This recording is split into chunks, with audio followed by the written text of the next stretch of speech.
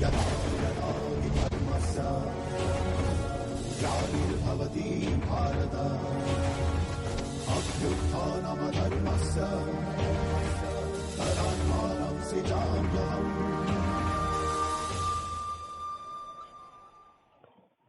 Raju master ನಮಸ್ತೆ. ನಮಸ್ತೆ. ಇಂದಿನ ಕೆಲವು ವಿಡಿಯೋಗಳಲ್ಲಿ ಕೆಲವೊಂದು ಸೂಕ್ಷ್ಮ ವಿಚಾರಗಳ ಬಗ್ಗೆ ಎಲ್ಲ ಮಾತಾಡಿದಿರಿ. ಹೌದು. ಸೊ ಇನ್ನು ಮುಂದೆ ಅದೇ ನೆಕ್ಸ್ಟ್ ಎಪಿಸೋಡ್ ಮಾತಾಡೋಣ ಅಂತ ಹೇಳಿದಿರಿ. ಸೊ ಏನಾದ್ರೂ ವಿಷಯಗಳಿದ್ರೆ ಅದನ್ನ ಹಂಚಿಕೋಬೋದಾ ಜನಗಳ ಜೊತೆ? ಹೇಳೋಣ ಸರ್. ಹಂಗೆ ಒಂದು ಶ್ಲೋಕ, ಕಾರ್ಕೋಟಕಸ್ಯ ನಾಗಸ್ಯ ದಮಯಂತ್ಯ ನಳಸ್ಯ ಚ ಋತುಪರ್ಣಸ್ಯ ರಾಜರ್ಸ್ಯ ಕೀರ್ತನಂ ಕಲಿನಾಶನಂ. ಇವಾಗ ನಾವು ಮೊದಲು ಹೇಳಿದಂಗೆ ಈಗ ಮೆಕ್ಕ ಅಂತಿದೆಯಲ್ಲ, ಮೆಕ್ಕ ಮದೀನಾ, ಅಲ್ಲಿ ಈಗ ಫ್ಲೂಡ್ಸ್ ಆಗಿದೆ, ಎಲ್ಲರಿಗೂ ಗೊತ್ತಿದೆ ಅಲ್ಲ. ಅಲ್ಲಿ ಪ್ರಳಯ ಬರುತ್ತೆ, ಅದು ಸಮುದ್ರ ಒಳಗಡೆ ಹೋಗುತ್ತೆ ಅಂತ ಮೊದ್ಲು ಹೇಳಿದ್ವಿ. ಅಂದ್ರೆ ಮೆಕ್ಕ ಮದೀನಾ ಸಮುದ್ರ ಒಳಗೆ ಹೋಗುತ್ತೆ ಅಂತ? ಹೋಗುತ್ತೆ ಅದು. ಅದು ಇರಲ್ಲ ಮುಂದೆ. ಇವಾಗ ಪ್ರಳಯಗಳು ಬಂದು ಹೋಗ್ತಾ ಇದೆ. ಅದು ಗಮನಿಸಿರ್ಬೋದು ಎಲ್ಲರೂ. ಇತ್ತೀಚಿನ ವಿಡಿಯೋಗಳಲ್ಲಿ ಬರ್ತಾ ಇತ್ತು ಖಂಡಿತ. ಸ್ವದೇಶ್ ಮೀಡಿಯಾದಲ್ಲಿ ಹೇಳಿದೀವಿ. ಅದು ನಡೀತಾ ಇದೆ. ಆಮೇಲೆ ಇಲ್ಲಿ ಮೊದ್ಲೊಂದ್ ಸಾರಿ ಹೇಳಿದ್ವಿ, ಈಶಾನ್ಯ ಭಾಗದಿಂದ ಹಿಂಗೆ ಯಾವುದು ವಾಯುವ್ಯ ಭಾಗ್ಯ ಇದೆಯಲ್ಲ ನೋಡಿ, ವಾಯು ಭಾಗ, ಅಲ್ಲಿಂದ ಒಂದ್ ರೌಂಡ್ ಬರ್ತಾರೆ ಅಂತ ಹೇಳಿದ್ವಿ. ಸ್ವಾಮಿ ಹೊರಟಿದ್ದಾರೆ ಅಂದಾಗ ಕಲ್ಕಿ ಭಗವಂತ. ಆವಾಗ ಅಲ್ಲಿ ಭೂಕಂಪ ಆಯ್ತು, ಜಮ್ಮು ಕಾಶ್ಮೀರದಲ್ಲಿ ಪ್ರಳಯ, ಚೈನಾದಲ್ಲೂ ಆಯ್ತು. ಹಂಗೆ ಒಂದ್ ರೌಂಡ್ ಬರ್ತಾರೆ ಅಂದಾಗ ಮತ್ತೆ ಇಲ್ಲಿ ರಷ್ಯಾ ಇದೆಯಲ್ಲ ಅಲ್ಲಿ, ಆಮೇಲೆ ಮೊದ್ಲು ಹೇಳಿದ್ವಲ್ಲ ಜಪಾನು, ಮತ್ತೆ ಸ್ಟ್ರೈಟ್ ಲೈನ್ ಹೇಳ್ದಂಗೆ ಇಲ್ಗ ಹೋಗುತ್ತಾರೆ. ಲಾಸ್ಟ್ ವಿಡಿಯೋದಲ್ಲಿ ಹೇಳಿದ್ರೆ ಯಾವುದು ನಮ್ಮ ಏನ್ ಹೇಳ್ತಾರೆ ರಷ್ಯಾದ ಮೇಲೆ, ಅಲ್ಲೆಲ್ಲ ಸುನಾಮಿ ಬರುತ್ತೆ ಅಂತ ಹೇಳಿದ್ವಿ. ಹಂಗೆ ಬಂದ್ರೆ ಮತ್ತೆ ಇಲ್ಲಿ ಅಮೆರಿಕದಲ್ಲಿ ಕ್ಯಾಲಿಫೋರ್ನಿಯಾ ಸೈಡು ಅಲ್ಲೆಲ್ಲ ಪ್ರಳಯ ಬಂದು ಮೆಕ್ಸಿಕೋಲ್ ಬಂತು, ಆಮೇಲೆ ಫಿಲಿಪೀನ್ಸ್ ಬಂತು, ಇಂಡೋನೇಷಿಯಾ ಆಯ್ತು. ಒಂದ್ ರೌಂಡ್ ಬರ್ತಾರೆ ಅಂತ ಹೇಳಿದ್ವಲ್ಲ, ಆವಾಗ ಆಸ್ಟ್ರೇಲಿಯಾ ಇವಾಗ ಕಾಡ್ಗಿಚ್ಚಾಗಿದೆ ಅಲ್ಲಿ. ನಿಮ್ಗೆ ವಿಡಿಯೋ ಮಾಡೋದ್ ತಡ ಆಯ್ತು, ಅವಾಗ ಒಂದ್ಸರಿ ಹೇಳಿದೆ ನಿಮ್ಗೆ ವಿಷಯ. ಇಂಡೋನೇಷಿಯಾಕ್ಕೂ ಮತ್ತೆ ಆಸ್ಟ್ರೇಲಿಯಾಕ್ಕೂ ಮಧ್ಯೆ ಸ್ವಾಮಿ ಹೋಗ್ತಾರೆ, ರಭಸದಿಂದ ಕುದುರೆ ಏರ್ ಹೋಗ್ತಾ ಇದಾರೆ. ಅಲ್ಲಿ ಏನಾದ್ರು ಅನಾಹುತ ಆಗುತ್ತೆ, ಫ್ಲೂಸ್ ಅಥವಾ ಬೆಂಕಿಯಿಂದ ಅಂತ. ಅಲ್ಲಿ ಕಾಡ್ಗಿಚ್ಚು ಆಗಿದೆ ಆಸ್ಟ್ರೇಲಿಯಾ. ಆಮೇಲೆ ಬಂದು ಇಲ್ಲಿ ಒಂದ್ ರೌಂಡ್ ಹಾಕೋ ಬಂದು ದಕ್ಷಿಣ ಆಫ್ರಿಕದಲ್ಲಿ ಜ್ವಾಲಾಮುಖಿ ನೋಡಿದಿರಲ್ವಾ? ಇದೆಲ್ಲ ಒಂದ್ ರೌಂಡ್ ನಾವು ಹೇಳಿದ್ದು ಸುಳ್ಳಾಗಿದೆಯಾ? ಅದಾಗಿದೆ. ಹಂಗೇನೆ ಇವಾಗ ಏನಾಗಿದೆ ಅಂದ್ರೆ, ನಾವು ಇಲ್ಲಿ ಧ್ಯಾನ ಮಾಡ್ಬೇಕಾದ್ರೆ ಈ ಕಲಿಯುಗದಲ್ಲಿ ನಮ್ಗೆ ಯಾಕೆ ಧ್ಯಾನ ವ್ಯವಸ್ಥೆ ಬರ್ತಾ ಇರ್ಲಿಲ್ಲ ಅಂದ್ರೆ, ಭೂಲೋಕದಿಂದ ಮೇಲ್ಗಡೆ 7 ಲೋಕಗಳಿವೆ ಅಲ್ಲ, ಭೂವರ್ಲೋಕ, ಸ್ವರ್ಗಲೋಕ, ಮಾರ್ಲೋಕ, ಜನಲೋಕ, ತಪಲೋಕ, ಸತ್ಯಲೋಕ.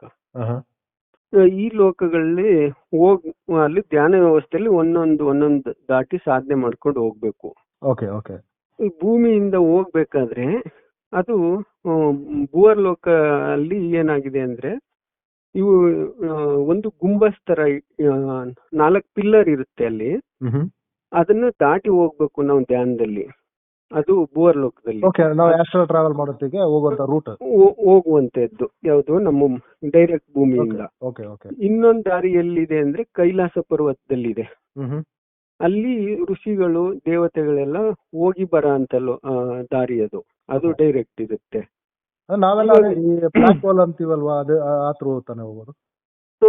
ಅದಲ್ಲ, ನಮ್ಗೆ ಸಾಧನೆ ಮಾಡ್ಬೇಕು ಧ್ಯಾನ ಮಾಡಿದಾಗ ಅಲ್ಲಿ ಏನಾಗಿದೆ ಅಂದ್ರೆ, ಭೂವರ್ಲೋಕ ದಾಟಿ ಹೋಗ್ಬೇಕಾದ್ರೆ ಅಲ್ಲಿ 4 ಪಿಲ್ಲರ್ ತರ ಇರುತ್ತೆ ನಾವು ಹೋಗೋ ಜಾಗ ಧ್ಯಾನ ವ್ಯವಸ್ಥೆಯಲ್ಲಿ. ಅದ್ರ ಮೇಲೆ ಏನ್ ಮಾಡಿದ್ದಾರೆ ಇವರು, ಕಲಿಯುಗ ಬಂದಾಗ ಅಲ್ಲಿ ರಾಕ್ಷಸರು ಏನ್ ಮಾಡಿದ್ದಾರೆ, ಅಲ್ಲಿ ಒಂದು ಗುಂಬಸ್ ತರ ಮಾಡಿದ್ದಾರೆ ರೌಂಡ್ಗೆ. ಅದು ಒಂದು ಪ್ಲಾಸ್ ಮರದಲ್ಲಿ ಒಂಥರ ಕಳಸದ ಮೇಲೆ ಬರುತ್ತಲ್ಲ ಚೂಪಾದ್ದು, ಆ ತರಕ್ಕೆ ಪ್ಲಾಸ್ಟಿಕ್ ಲೇಯರ್ ಅಳವಡಿಸಿ ಅದನ್ನ ತಿರ್ಗಂಗ್ ಮಾಡಿದ್ದಾರೆ ವಾತಾವರಣದಲ್ಲಿ. ಅದು ರೊಯ್ನ್ ತಿರುಗುತ್ತೆ. ಅದಕ್ಕೆ ಒಂದು ದೊಡ್ಡ ಗುಂಬಸ್ ಇಟ್ಬಿಟ್ಟಿದ್ದಾರೆ 4 ಪಿಲ್ಲರ್ ಮಧ್ಯೆ. ಓಕೆ. ಆ ಗುಂಬಸ್ಸು ಆ ಗಾಳಿಗೆ ತಿರುಗುತ್ತಲ್ಲ, ಆವಾಗ ಅದು ಅದರಿಂದ ಡೈಮಂಡ್ ಶೇಪ್ ಗ್ಯಾಲಕ್ಸಿಗೆ ಲಿಂಕ್ ಹೋಗುತ್ತೆ. ಕ್ರಾಸ್ ಲಿಂಕ್ ಕೊಟ್ಟಿದ್ದಾರೆ. ನಮ್ದು ದೇವತೆಗಳ ಲೋಕ ಇದೆಯಲ್ಲ, 7 ಲೋಕನ ಹೇಳಿದ್ನಲ್ಲ, ಲೋಕದಿಂದ ಸ್ಟಾರ್ಟ್ ಆಗಿ ಸತ್ಯಲೋಕವರೆಗೆ, ಆ ರೂಟ್ ಹೋಗೋದಕ್ಕೆ ಅಡ್ಡ ಮಾಡಿ ಅದು ಇಲ್ಲಿ ತಿರುಗಿದಾಗ ನಾವು ಡೈಮಂಡ್ ಶೇಪ್ ಗ್ಯಾಲಕ್ಸಿಗೆ ಹೋಗ್ತಾ ಇದ್ವಿ. ಅವ್ರ ಏನಾಗ್ತಿತ್ತು, ಅಲ್ಲಿ ಗುಂಬಸ್ ಕಾಣ್ತಾ ಇತ್ತು ಇವ್ರಿಗೆ. ಆ ತಿರುಗಿದಾಗ ಆ ಇದಕ್ಕೆ ಸಿಕ್ಕಾಕೊಂಡು, ಯಾವುದು ಆ ಒತ್ತಡಕ್ಕೆ ಸಿಕ್ಕಾಕೊಂಡು ಏನ್ ಮಾಡ್ತಾ ಇದ್ವಿ, ಡೈಮಂಡ್ ಶೇಪ್ ಗ್ಯಾಲಕ್ಸಿಗೆ ಹೋಗ್ತಾ ಇದ್ವಿ. ಅದು ನಮ್ಗೆ ಇಲ್ಲಿ ಧ್ಯಾನ ವ್ಯವಸ್ಥೆಯಲ್ಲಿ ಮಾಡೋರಿಗೆ ಗುಂಬಸ್ ಕಾಣೋ ರೀತಿ ಆಗ್ತಾ ಇತ್ತು. ಅಲ್ಲಿಂದ ರಾಕ್ಷಸರು ಇವ್ರ ಅಸುರರ ಲಿಂಕ್ ಇರ್ತಿತ್ತಲ್ಲ, ಅಲ್ಲಿಗೂ ಹೊಂಟೋಗ್ಬಿಡ್ತಾ ಇದ್ರು. ಇಲ್ಲಿ ಇದ್ದವ್ರು ಏನಾಗ್ತಾ ಇದ್ರು, ನಮ್ ಜನಗಳಿಗೆ ಗೊತ್ತಿಲ್ಲ ಅದು. ಇಲ್ಲಿ ಸನಾತನ ಧರ್ಮದಲ್ಲಿ ಇರೋರೆಲ್ಲ ಕನ್ವರ್ಟ್ ಆಗ್ತಾ ಇದ್ರು. ಕನ್ವರ್ಟ್ ಆಗ್ತಾ ಇದ್ರು. ಯಾಕೆ ಅಂದ್ರೆ ಅದು ನಮ್ಮ ಇದು ಲೈನ್ ದಾರಿ ರೋಡ್ ಇದೆಯಲ್ಲ, ಅದು ಚೇಂಜ್ ಆಗ್ಬಿಟ್ಟಿದೆ. ಕಲಿಯುಗದಲ್ಲಿ ಚೇಂಜ್ ಮಾಡ್ಕೊಬಿಟ್ಟಿದ್ರು. ಅಲ್ಲಿ ಹೋದಾಗ ಅಲ್ಲಿಗೆ ಏನ್ ಮಾಡ್ತಾರೆ, ಈ ರೂಟ್ ಎಲ್ಲ ಗೊತ್ತಾದ್ಮೇಲೆ ಸ್ವಾಮಿ ಏನ್ ಮಾಡ್ತಾರೆ, ವಿಕ್ರಮಾದಿತ್ಯ ಅವ್ರನ್ನ ಕಳಿಸ್ತಾರೆ ಅಲ್ಲಿಗೆ. ಅಲ್ಲಿ ಡೈರೆಕ್ಟ್ ಹೋದಾಗ ಅದನ್ನ ಅವರ ಆಯುಧ ಕೊಟ್ಟಿರ್ತಾರಲ್ಲ ಕಲ್ಕಿ ಪರಮಾತ್ಮ, ಒಂದು ಕತ್ತಿ ಕೊಟ್ಟಿರ್ತಾರೆ ಅವ್ರಿಗೆ. ಅವ್ರ ಹತ್ರ ಯಾವಾಗ್ಲೂ ಇರುತ್ತೆ, ಅವ್ರು ಧ್ಯಾನದಲ್ಲಿ ಪಯಣ ಮಾಡ್ಬೇಕಾದ್ರೆ. ಅದನ್ನ ಹೋಗಿ ಚುಚ್ಚಿ ಹೊಡೆದಾಕ್ತಾರೆ. ಅದನ್ನ ಅದನ್ನ ಹೊಡೆದ ತಕ್ಷಣ ಬ್ಲಾಸ್ಟ್ ಆಗುತ್ತೆ. ಅದು ಪ್ಲಾಸ್ಟಿಕ್ ಲೇಯರ್ ಹಾಕಿದ್ರಲ್ಲ ಒಂದು ಮರದಕ್ಕೆ, ಅದು ಗಿರ ಗಿರ ಗಿರ ಗಿರ ತಿರುಗ್ತಾ ಇರುತ್ತೆ. ಅದನ್ನು ಹೊಡೆದು ಚಿಂದಿ ಮಾಡಿ ಕೆಳಗಡೆ ಹಾಕಿ ಅದನ್ನ ಬ್ಲಾಸ್ಟ್ ಮಾಡ್ತಾರೆ, ಬೂದಿ ಮಾಡ್ಬಿಡ್ತಾರೆ. ಅರ್ಥ ಆಯ್ತು. ಅಂದ್ರೆ ಇಲ್ಲಿಂದ ಇಲ್ಲಿ ಕೂತವರು ಧ್ಯಾನ ಮಾರ್ಗದ ಮೂಲಕ, ಅಂದ್ರೆ ನ್ಯಾಚುರಲ್ ಟ್ರಾವೆಲ್ ಅಲ್ಲಿ ಅವ್ರು ಹೋಗ್ತಾ ಇರುವಂತ ರೂಟ್ ಅನ್ನ ಬ್ಲಾಕ್ ಮಾಡಿದ್ರು. ಇವಾಗ ಏನಾಗಿದೆ ಅಂದ್ರೆ, ಕುಂಡಲಿನಿ ದೇವತೆಗಳೆಲ್ಲ ಇನ್ನೊಂದು ರೂಟ್ ಇತ್ತಲ್ಲ, ದೇವತೆಗಳು ಬಂದು ಅವ್ರ ಟೈಮ್ ಮುಗಿದಾಗ ನಮ್ ದೇವತೆಗಳೆಲ್ಲ ಬಂದು ಇಲ್ಲಿ ಕುಂಡಲಿನಿ ಜಾಗೃತಿ ಮಾಡ್ತಾ ಇದಾರೆ. ಇಲ್ಲಿ ಎಲ್ಲಾನು ಇಲ್ಲಿ ಒಬ್ಬೊಬ್ರು ಒಂದೊಂದು ದೇವತೆಗಳು, ಚಾಮುಂಡಿ ಮಾತಾ, ನಮ್ಮ ಕಾಳಿಕಾ ಮಾತಾ, 9 ದೇವತೆಗಳಿದಾರಲ್ಲ ಅವರು, ಲಕ್ಷ್ಮಿ, ಸರಸ್ವತಿ, ಎಲ್ರು ಕೆಲಸ ಮಾಡ್ತಾ ಇದ್ದಾರೆ ಸ್ವಾಮಿ ಜೊತೆಗೆ. ಸ್ವಾಮಿ ಇಲ್ಲಿ ಭೂಮಿನ ಹದ ಮಾಡ್ತಾರೆ, ಎಲ್ಲೆಲ್ಲ ಏನೇನು ಆಗ್ಬೇಕು ಅದನ್ನೆಲ್ಲ. ಅಂದ್ರೆ ಈ ದೇವತೆಗಳೆಲ್ಲ ನೀವು ಹೇಳೋ ಪ್ರಕಾರ ಇವಾಗ ಭೂಮಿಯಲ್ಲಿ ಆಲ್ರೆಡಿ ಬಂದ್ಬಿಟ್ಟಿದ್ದಾರೆ ಕೆಲಸ ಸ್ಟಾರ್ಟ್ ಮಾಡಿದ್ದಾರೆ. ಕೆಲವರು ಕುಂಡಲಿನಿ ಜಾಗೃತಿ ಮಾಡೋದಕ್ಕೆ ಸಸ್ಪೆನ್ಸ್ ಆಗಿ ಕೆಲಸ ನಡೀತವೆ, ಮಾಧ್ಯಮದಲ್ಲಿ ಬರಲ್ಲ ಅವರು. 9 ದೇವತೆಗಳು ಸೇರಿ ಲಾಸ್ಟ್ಗೆ 3 ಶಕ್ತಿ ಅಂದ್ರೆ ಸರಸ್ವತಿ, ಪಾರ್ವತಿ ತಾಯಿ, ಲಕ್ಷ್ಮಿ ತಾಯಿ, 3 ಶಕ್ತಿ ಸೇರಿ ದುರ್ಗಾ ಮಾತೆಯಾಗಿ ಲಾಸ್ಟ್ಗೆ ಅವರು ಸೇವ್ ಮಾಡೋದು ಉಳಿದವ್ರನ್ನ. ಸತ್ಯವಾಗಿ ಕುಂಡಿನಿ ಜಾಗೃತವಾಗಿ ಸತ್ಯವಾದ ದಾರಿನಲ್ಲಿ ಹೋಗೋರನ್ನ ಅವರು 3 ಶಕ್ತಿನ ಒಂದಾಗಿ ದುರ್ಗಾ ಮಾತೆಯಾಗಿ ಅವರು ಸಿಂಹದ ಮೇಲೆ ಕೂತ್ಕೊಂಡು ಬಂದು ಸೇವ್ ಮಾಡಿ ತಗೊಂಡು ಹೋಗೋದು. ಮೊದ್ಲು ಹೇಳಿದೀನಿ ದುರ್ಗಾ ಮಾತೆ ಯಾವ ತರ ಬರ್ತಾರೆ. ಅಂದ್ರೆ ಯಾರೆಲ್ಲ ನ್ಯಾಯ ನೀತಿ ಧರ್ಮ ಅಂತ ಹೇಳಿ ಹೋಗ್ತಾರೆ ಅವ್ರು ಮಾತ್ರ ಉಳ್ಕೊಳ್ತಾರೆ. ಉಳ್ಕೊಳ್ತಾರೆ. ಧರ್ಮ ಮಾರ್ಗದಲ್ಲಿ ಹೋಗೋರೆಲ್ಲ ನಾಶ ಆಗೋಗ್ತಾರೆ, ನಾಶ ಆಗ್ತಾರೆ. ಅಸುರ ಇದಕ್ಕೆ ಸಿಗಾಕೊಂಡಿರ್ತಾರಲ್ಲ, ಅದರಿಂದ ಪಾರಾಗಿ ಬರ್ಬೇಕು ಅಂದ್ರೆ ಮತ್ತೆ ಅವರು ಸಾಧನೆ ಮಾಡಿ ಬರ್ಬೇಕು, ಬೇರೆ ಕಡೆ ಹೋಗಿ ಅಲ್ಲಿ ಸಾಧನೆ ಮಾಡಿ ಬರ್ಬೇಕು ಇಲ್ಲಿಗೆ. ಅದನ್ನ ಇವಾಗ ಡೈರೆಕ್ಟ್ ಯಾರು ಇಲ್ಲಿ ದೇವತೆಗಳೆಲ್ಲ ಬಂದು ಇಲ್ಲಿ ಕುಂಡಲಿನಿ ಶಕ್ತಿ ಜಾಗೃತಿ ಮಾಡಕ್ಕೆ ಅಲ್ಲಲ್ಲಿ ಗುರುಗಳ ರೀತಿಲಿ ಎಲ್ರು ಹೇಳ್ತಾ ಇದಾರೆ. ಇವಾಗ ಅದನ್ನ ಕ್ಲಾಸ್ ಅಲ್ಲಿ ಭಾಗವಹಿಸಿ ಅದ್ರ ಮೇಲೆ ಆಸಕ್ತಿ ಇರೋರು ಪಡ್ಕೊಂಡು ಅವರ ಮಾರ್ಗ ಇವಾಗ ನಿರ್ಲಿತವಾಗಿದೆ. ಮಾರ್ಗ ಹೋಗಕ್ಕೆ ಬರೋಕೆ ಸುಗಮವಾಗಿದೆ. ಇವಾಗ ಅಲ್ಲಿ ಅಡ್ಡ ಏನೂ ಇಲ್ಲ, ದೇವತೆ ಲೋಕಗಳನ್ನು ತಲುಪಬಹುದು ಅವ್ರ ಕೆಪಾಸಿಟಿ. ಅಲ್ಲಿ ಏನ್ ಸಾಧನೆ ಬೇಕಾದ್ರೂ ಸನಾತನ ಧರ್ಮದಲ್ಲಿರೋ ಭಾಗವತ ಮತ್ತೆ ರಾಮಾಯಣ ಈ ಗ್ರಂಥಗಳಲ್ಲಿ ಏನ್ ಬರ್ದಿದೆ ಅದು ಕಾಲ್ಪನಿಕ ಅಲ್ಲ, ಅದೆಲ್ಲ ಇವಾಗ ಅವ್ರಿಗೆ ಪ್ರೂವ್ ಆಗ್ತಾ ಹೋಗುತ್ತೆ. ಗುರು, ಇನ್ನೊಂದು ಪ್ರಶ್ನೆ. ಇವಾಗ ಈಗ ಧ್ಯಾನ ಗೊತ್ತಿರೋರು ಧ್ಯಾನ ಮಾರ್ಗದ ಮೂಲಕ ಈ ಸಂಪರ್ಕ ಸಿಗುತ್ತೆ, ಈ ಕನೆಕ್ಷನ್ಗೆಲ್ಲ ಅವರು ಹೋಗ್ತಾರೆ, ಅದೇ ರೀತಿ ನಡ್ಕೊಳ್ತಾರೆ. ಅವ್ರಿಗೆ ಏನು ಸೂಚನೆಗಳು ಸಿಗುತ್ತೆ ಅನ್ಕೊಳ್ಳೋಣ, ಹೌದು. ಅಥವಾ ಆ ರೂಟಲ್ಲಿ ಹೋಗ್ಬೋದು. ಸೊ ಇವಾಗ ಧ್ಯಾನ ಗೊತ್ತಿಲ್ಲದವರು ಅಥವಾ ಧ್ಯಾನನೇ ಮಾಡದವ್ರಿಗೆ ಯಾವ ರೀತಿ ಏನು ಸಜೆಷನ್ ಏನಾದ್ರು ಇದೆಯಾ? ಅಂದ್ರೆ ಇವಾಗ ವಿಸ್ಮಯವಾಗಿ ದೇವತೆಗಳು ಎಲ್ರು ಅವರ ಗಣಗಳೆಲ್ಲ ಬಂದು ಒಂದೊಂದ್ ಕಡೆ ಅವರು ಪ್ರಚಾರದಲ್ಲಿ ಇರಲ್ಲ, ಅವ್ರಿಗೂ ಗೊತ್ತಿರುತ್ತೆ ಕೆಲವರಿಗೆ. ಸಣ್ಣ ಪುಟ್ಟ ಪ್ರಚಾರ, ಇಲ್ಲಿ ಸತ್ಸಂಗ ನಡೀತಿದೆ, ಇಲ್ಲಿ ಗುರುಕುಲ ನಡೀತಾ ಇದೆ, ಇಲ್ಲಿ ಪಾರಾಯಣ ನಡೀತಾ ಇದೆ ಅಂತ ಗೊತ್ತಾಗುತ್ತೆ. ಓಕೆ. ಆವಾಗ ಅಲ್ಲೋಗಿ ಭಾಗವಹಿಸಿದ್ರೆ ಅವ್ರಿಗೆ ಆಟೋಮೆಟಿಕ್ ಆಗಿ ಅವರ ಜೀವನದ ಟರ್ನಿಂಗ್ ಪಾಯಿಂಟ್ ಬರುತ್ತೆ. ಅಲ್ಲಿ ಈ ಕನೆಕ್ಷನ್ ಗೆ ಒಂದು ಮಾರ್ಗ ಸಿಗುತ್ತೆ. ಅಂದ್ರೆ ಸಸ್ಪೆನ್ಸ್ ಆಗಿ ಇರೋರ್ನ ಹೊರಗಡೆ ತರಬಾರ್ದು. ಅವ್ರು ನಾವು ವಿದ್ಯೆ ಕಲ್ತ್ಕೊಂಡ್ ಬರ್ಬೇಕು.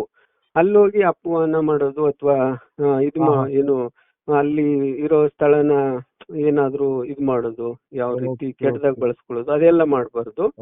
ಅವ್ರಿಗೆ ನೋವಾಗೋ ತರ ನಡ್ಕೋಬಾರ್ದು. ಅದು ಯಾಕಂದ್ರೆ ಅವ್ರಿಗೆ ಶಾಪ ಆಗಿ ಕನ್ವರ್ಟ್ ಆಗ್ಬಿಡ್ತದೆ ಆ ರೀತಿ ಎಲ್ಲ ಮಾಡಿದ್ರೆ. ಶಾಪನಕ್ಕೆ ನಾವು ತುತ್ತಾಗಬಾರ್ದು. ಅಲ್ಲಿ ಹೋಗಿ ಯಾವ ರೀತಿ ಅವ್ರು ಏನ್ ಪ್ರವಚನ ಮಾಡ್ತಾರೆ ನಾವು ಅದನ್ನ ಕೇಳ್ಬೇಕು, ಅಲ್ಲಿ ಭಾಗವಹಿಸ್ಬೇಕು. ಅಲ್ಲಿ ಜ್ಞಾನ ಸಿಗುತ್ತೆ, ಅದನ್ನ ಪಡ್ಕೋಬೇಕು. ನಾವು ಅವ್ರಿಗೆ ಒಂದು ಕೃತಜ್ಞತೆ ಭಾವದಿಂದ ಬರಬೇಕು. ಅದು ಒಳ್ಳೆ ದಾರಿ, ಸತ್ಯವಾದ ದಾರಿ. ಅದನ್ನ ನಾವು ಸ್ವಾರ್ಥಕ್ಕೆ ಬಳಸ್ಕೊಂಡು ಅವ್ರಿಗೆ ತೊಂದರೆ ಕೊಡಬಾರ್ದು ಅಂತ ಸ್ಥಳಗಳಲ್ಲಿ. ಆ ರೀತಿ ಎಲ್ಲ ಮಾಡ್ಕೊಂಡು ಹೋದ್ರೆ ಮುಂದೆ, ಯಾಕೆಂದ್ರೆ ಇದು 28-29 ಇಸ್ವಿ ಬರೋವರೆಗೂ ಗೊತ್ತಾಗಲ್ಲ ಕೆಲವ್ರಿಗೆ. ಅವರು ಒಂದು ಕಿಂಡಲ್ ನಿಂದನೆ ಮಾಡ್ತಾನೆ ಹೋಗ್ತಾ ಇರ್ತಾರೆ. ಈ ಜನಗಳು ಕೂಡ ಏನೋ ಒಂದು ಮಾಯೆಯಲ್ಲಿ ಅವರು ಸಿಕ್ಕಾಕೊಂಡಿರ್ತಾರೆ. ಇದನ್ನೇ ಕಲ್ಪನೆ ಹಂಗೆ ಹಿಂಗೆ ಅಂತ ಒಂದು ಇದು. ಅದೇ ಲಾಸ್ಟ್ ನಾನು ಯಾವ್ದೋ ಒಂದು ಕಮೆಂಟ್ ಅಲ್ಲಿ ಯಾರೋ ಇಬ್ರೋ ಏನೋ ಚಂದಮಾಮನ್ ಕತೆ ತರ ಇದೆ ಅನ್ನೋ ರೀತಿಯಲ್ಲಿ ಕೆಲವ್ರಿಗೆ 28-29 ಇಸ್ವಿ ಬರೋವರೆಗೂ ಗೊತ್ತಾಗಲ್ಲ, ಅರ್ಥನೇ ಆಗಲ್ಲ ಅವ್ರಿಗೆ. ಅರ್ಥ ಆಗಲ್ಲ. ಆಮೇಲೆ ಅಲ್ಲಿವರೆಗೆ ಟೈಮ್ ಮುಗ್ದೋಗಿರುತ್ತೆ. ಇವಾಗ ಸ್ವಲ್ಪ ಸಾಧನೆ ಮಾಡ್ಕೊ ಹೋಗಿ ಆ ಸ್ಥಾನ ತಲುಪಬಹುದು.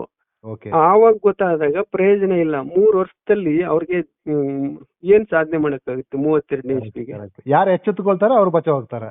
ಇವಾಗಿಂದ ಯಾರು ಎಚ್ಚೆತ್ತುಕೊಳ್ತಾರೆ ಅವ್ರು ಬಚಾವ್ ಆಗಿ ಸತ್ಯಲೋಕ ನೋಡ್ತಾರೆ, ಸ್ವಾಮಿ ನೋಡ್ತಾರೆ, ದೇವತೆಗಳು ಪ್ರತಿಯೊಬ್ಬರನ್ನು ಫಿಸಿಕಲ್ ಬಾಡಿನಲ್ಲಿ ನೋಡ್ತಾರೆ ಅವರು. ಸೂಪರ್. ಅಂದ್ರೆ ಇದೆಲ್ಲ ಹತ್ರದಲ್ಲಿ ಆಗುತ್ತೆ ಅಂತ ನೀವ್ ಹೇಳ್ತಾ ಇದ್ದೀರಿ? ಹೌದು, ಜಾಸ್ತಿ ಇಲ್ಲ, ಇನ್ನು 7 ವರ್ಷ 8 ತಿಂಗಳಿದೆ. ತಿಂಗಳಿಗೆ ನೆಕ್ಸ್ಟ್ ಜನವರಿ ಬಂತು ಅಂದ್ರೆ 7 ವರ್ಷ 7 ತಿಂಗಳು ಇದೆ. ಇಲ್ಲ, ಕೆಲವು ಗುರುಗಳು ಹೇಳೋದನ್ನ ನಾನು ಕೇಳಿಸಿದ್ದೀನಿ. ಇನ್ನೊಂದು 5-6 ವರ್ಷ ಕಲ್ಕಿ ಭಗವಂತರನ್ನ ಲೈವ್ ಆಗಿ ನೋಡ್ಬೋದು ಅನ್ನುವಂಥದ ಮಾತು. ಗುರುಗಳು ಈಗ ನೆಕ್ಸ್ಟ್ ಇನ್ನೊಂದು ಎಪಿಸೋಡ್ ಅಲ್ಲಿ ನಾವು ಈ ಸ್ವಲ್ಪ ಸತ್ಯಯುಗದ ಬಗ್ಗೆ ಸ್ವಲ್ಪ ಮಾಹಿತಿ ಎಲ್ಲ ಜನಗಳಿಗೆ ನಿಮ್ ಕಡೆಯಿಂದ ಸಿಗ್ಲಿ ಅಂತ ನಿಮ್ಗೆ ಎಷ್ಟು ಗೊತ್ತಿದೆ ಅಥವಾ ನೀವು ಕೊಡಬಹುದಾ ಅಂತ. ಅದು ನೆಕ್ಸ್ಟ್ ಒಂದು ಎಪಿಸೋಡ್ ಮಾಡೋಣ ಅದನ್ನ. ಆಮೇಲೆ ಈಗ ನಕ್ಷತ್ರ ಬೀಳುತ್ತೆ, ಮತ್ತೆ ಇವಾಗ ಭೂಮಿಗೆ ನಕ್ಷತ್ರ ಬರುತ್ತೆ ಅಂತ ಬರ್ತಾ ಇದ್ರು ನೋಡಿ. ಅದು ಇವಾಗ ಆಗುತ್ತೆ ಮುಂದೆ. ಅದನ್ನ ನೋಡಿದೀನಿ ನಾನು ದೃಶ್ಯ ಸಮೇತ. ಕೆಲವು ನಕ್ಷತ್ರಗಳು ಭೂಮಿಗೆ ಪಳಾರ್ ಮಿಂಚಿ ಆ ಕಡೆ ಈ ಕಡೆ ಬ್ಯಾಟ್ರಿ ಆಗ್ತಿವಲ್ಲ ಪಳಾರ್ನೆ, ಆ ರೀತಿ ಹೋಗ್ತವೆ, ಬೀಳ್ತವೆ ಅವು. ಅದು ಕೆಲವ್ರಿಗೆಲ್ಲ ಕಾಣುತ್ತೆ. ಈಗ ಸದ್ಯದಲ್ಲೇ ಆಗುತ್ತೆ ಅದು. ಎಲ್ಲೊಂದ್ ಕಡೆ ಕೇಳ್ಪಟ್ಟಿದೆ ಗುರುಗಳೇ, ಈಗ ಈ ಆಕಾಶದಿಂದ ಈಗ ಒಂದ್ಸಲಿ ನೋಡಿ ಕೇರಳದಲ್ಲೆಲ್ಲ ರಕ್ತ ಮಳೆ ಎಲ್ಲ ಬಂದಿತ್ತು. ಸೊ ಅದೆಲ್ಲ ಫಸ್ಟ್ ಯಾರು ಈ ರೀತಿ ಹೇಳಿದಾಗ ನಾವ್ ಅದೆಲ್ಲ ತಮಾಷೆ ಮಾಡ್ತಾ ಇದ್ದೆ ಇದೆಲ್ಲ ಏನು ಅಂತ. ಕೆಲವೊಂದ್ ಕಡೆ ಎಲ್ಲ ಮೀನೆಲ್ಲ ಬಿದ್ದಿದ್ದೆಲ್ಲ ನಾವು ನೋಡಿದೀವಲ್ವಾ, ಚೈನಾ ಆಗಿತ್ತಲ್ವಾ. ಸೊ ಅದೇ ರೀತಿ ಏನು ಈ ವಜ್ರ ವೈಡೂರ್ಯಗಳು ಇದೆಲ್ಲ ಆಕಾಶದಿಂದ ಬೀಳುತ್ತೆ ಅಂತಲ್ವಾ ಈಗ ಏನು ಕೇರಳದಲ್ಲೆಲ್ಲ ನಾನು ನೋಡ್ದೆ. ಕರ್ನಾಟಕದಲ್ಲಿ ಯಾರೋ ಇಬ್ರು ಹೇಳೋದನ್ನ ನಾನು ಕೇಳ್ದೆ, ಇಂಥದ್ದೆಲ್ಲ ಆಗುತ್ತೆ? ಅದು ಸತ್ಯವಾದವ್ರಿಗೆ ಸಿಗುತ್ತೆ ಅಷ್ಟೇ, ಸತ್ಯ ಧರ್ಮದಲ್ಲಿರೋರಿಗೆ ಸಿಗುತ್ತೆ, ಎಲ್ಲರಿಗೂ ಸಿಗಲ್ಲ. ಅದಕ್ಕೆ ಸಾಧನೆ ಆಗಿರ್ಬೇಕು, ಅದನ್ನ ಬಳಸ್ಕೋಬೇಕು ಅಂದ್ರೆ. ಈಗ ನಕ್ಷತ್ರ ಬೀಳೋದನ್ನ ನೋಡಿದೀನಿ. ನಕ್ಷತ್ರಗಳು ಆ ಕಡೆ ಈ ಕಡೆ ಪಳಾರ್ ಬಂದು ತುಂಬಾ ಲೈಟ್ ಆಗಿ ಕಾಣುತ್ತೆ ನಮ್ಗೆ. ಏನೋ ಬೀಳ್ತು ಅಂತ ಒಂಥರ ಚಳಿರು ಬೆದಿರ್ತೀವಲ್ಲ ಆ ತರ ಬೆಳಕು ಬರುತ್ತೆ. ಅದಾಗುತ್ತೆ, ಕೆಲವು ಕಡೆ ಗೊತ್ತಾಗುತ್ತೆ, ಟಿವಿಲೆಲ್ಲ ಬರುತ್ತೆ ಅದನ್ನು. ಗುರು ಇನ್ನೊಂದು ಲಾಸ್ಟ್ ಟೈಮ್ ನೀವು ಮಾತಾಡ್ತೀವಿ ಒಂದು ಹೇಳಿದ್ರಿ, ಈಗ ಈ ನಿಧಿಗಳೆಲ್ಲ ಇದೆ ಅಲ್ವಾ.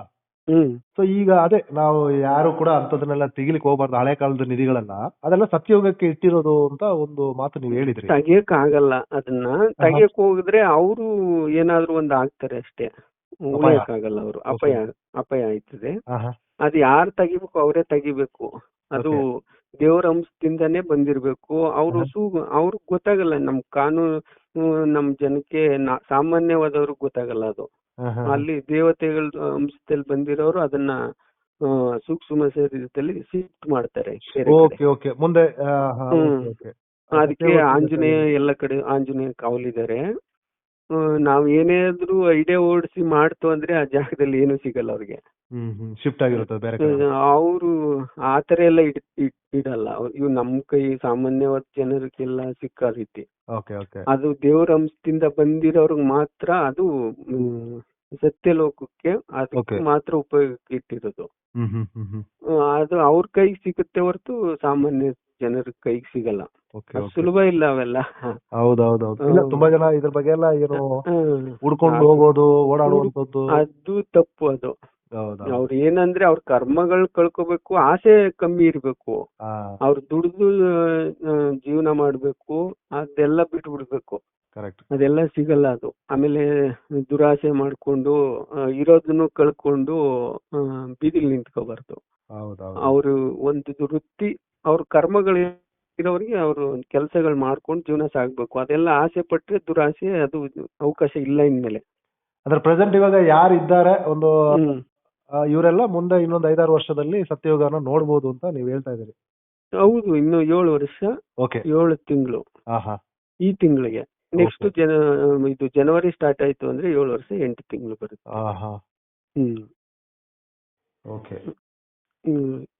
ಈ ತರ ಆಗುತ್ತೆ. ಈಗ ಹೇಳಿದೀವಲ್ಲ ಪ್ರಳಯಗಳು, ಮುಂದೆ ಹೋದ್ ಸಾರಿನೂ ಹೇಳಿದೀವಿ. ಈ ಕಡೆ ಎಲ್ಲ ಬಂಗಾಳ ಕೊಲ್ಲಿ ಸಮುದ್ರ ಬರುತ್ತೆ, ಮಳೆ ಜಾಸ್ತಿ ಆಗಿ.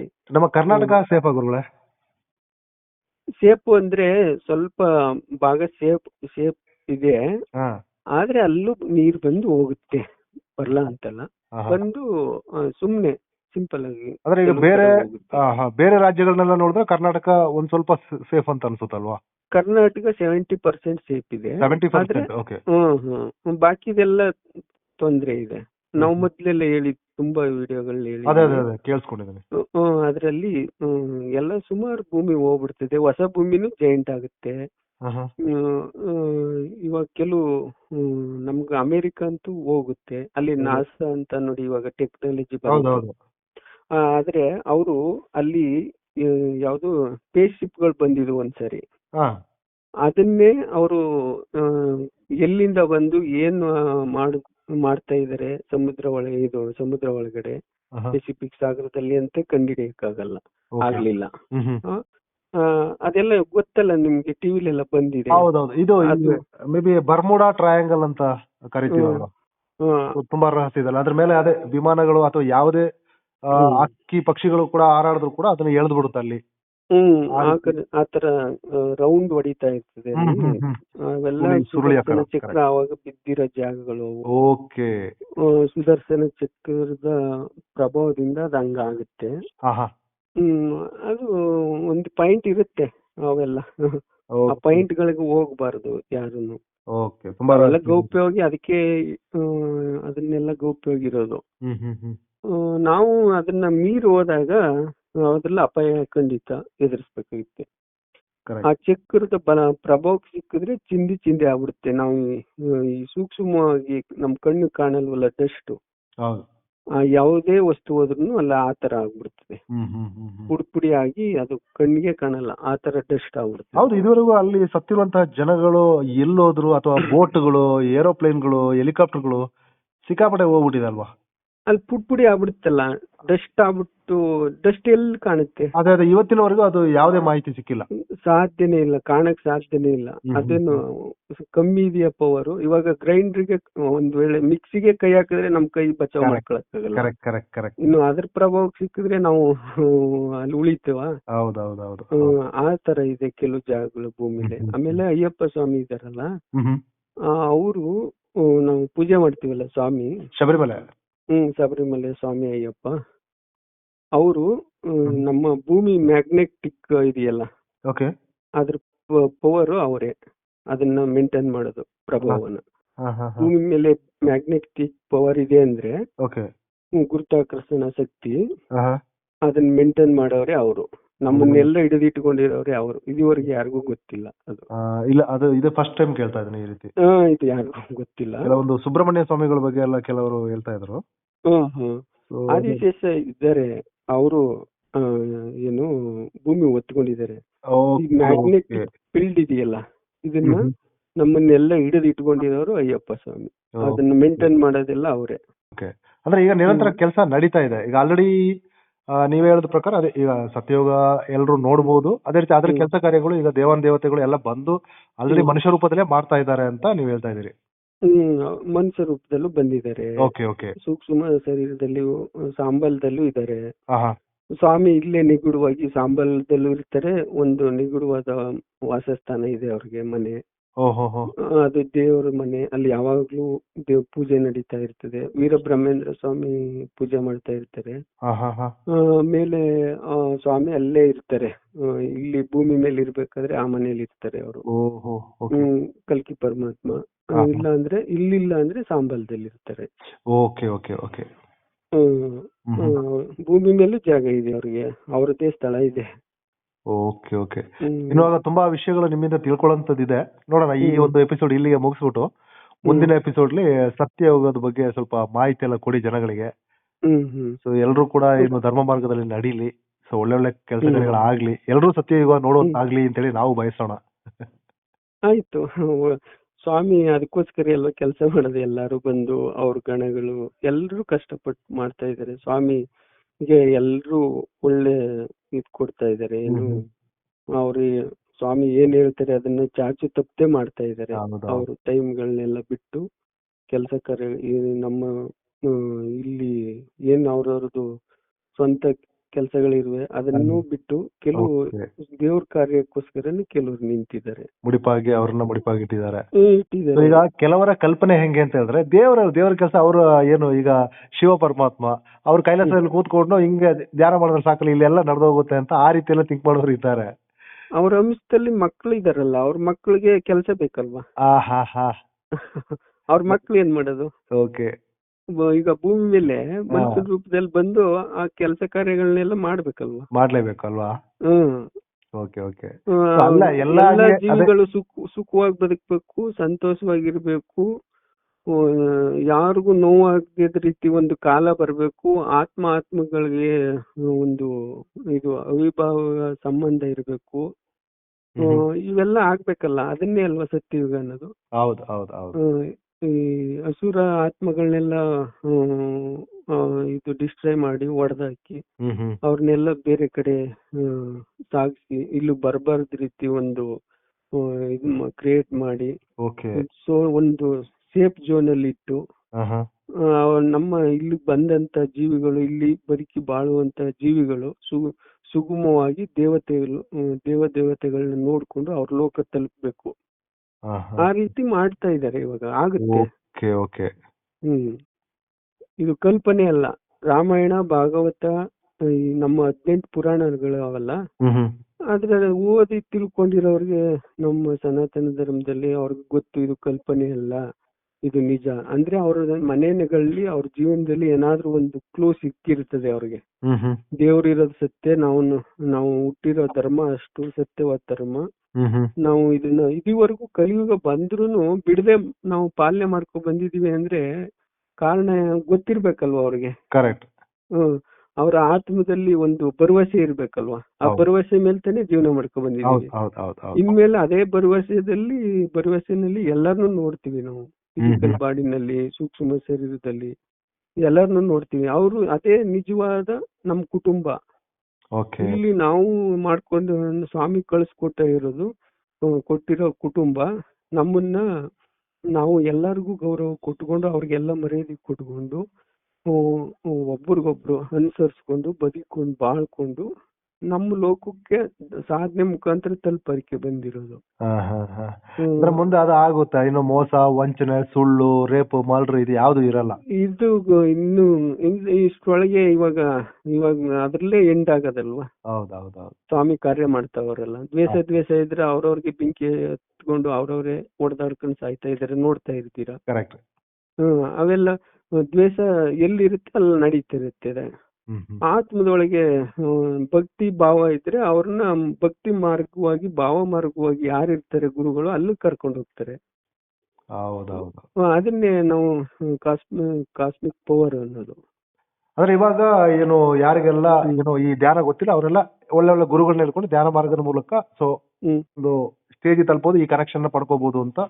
ಹೌದು ಹೌದು, ಪಡ್ಕೋಬಹುದು. ಇವಾಗ್ಲೂ ಸಾಧನೆ ಮಾಡೋರಿಗೆ ಟೈಮ್ ಇದೆ ತುಂಬಾ. 28-29ವರೆಗೂ ಗೊತ್ತಾಗಲ್ಲ ಕೆಲವರಿಗೆ. ಆಮೇಲೆ ಕಷ್ಟ ಇದೆ. 3 ವರ್ಷದಲ್ಲಿ ಸಾಧನೆ ಮಾಡ್ಬೇಕು ಅಂದ್ರೆ ಕಷ್ಟ ಇದೆ. ಅದ್ರಲ್ಲಿ ಇವಾಗ ನಡೆಯಂತ ಪ್ರಕೃತಿ ವಿಕೋಪದಲ್ಲಿ ಬದುಕಿ ಉಳಿದವ್ರಿಗೆ ಅದು. ಅದ್ರಲ್ಲಿ ಏನಾದ್ರು ಸಿಕ್ಕೊಂಡು ಏನಾದ್ರು ಅನಾಹುತ ಆದ್ರೆ ಏನಿಲ್ಲ, ಕಷ್ಟ. ಇನ್ನು ಅವ್ರಿಗೆ ಅರಿವು ಬರುತ್ತೆ, ಬಂದೇ ಬರುತ್ತೆ. ಸುತ್ತಮುತ್ತ ನಡೀತಾ ಇರ್ತಾವಲ್ಲ ಘಟನೆಗಳು ಅವೆಲ್ಲ. ಆಗ್ಲಿ ಗುರುಗಳೇ, ಒಳ್ಳೇದಾಗ್ಲಿ. ಮುಂದಿನ ಎಪಿಸೋಡ್ ಅದೇ ನಾವು ಸತ್ಯಯುಗದ ಬಗ್ಗೆ ಸ್ವಲ್ಪ ಮಾತಾಡೋಣ, ವಿಷಯಗಳನ್ನ ತಿಳ್ಕೊಳ್ಬೇಕು ಅಂತ. ಸರ್ವೇ ಜನ ಸುಖಿನೋ ಭವಂತು. ಕೃಷ್ಣ ಅರ್ಪಣಮಸ್ತು, ಶಿವ ಅರ್ಪಣಮಸ್ತು. ನಮಸ್ತೆ ನಮಸ್ತೆ.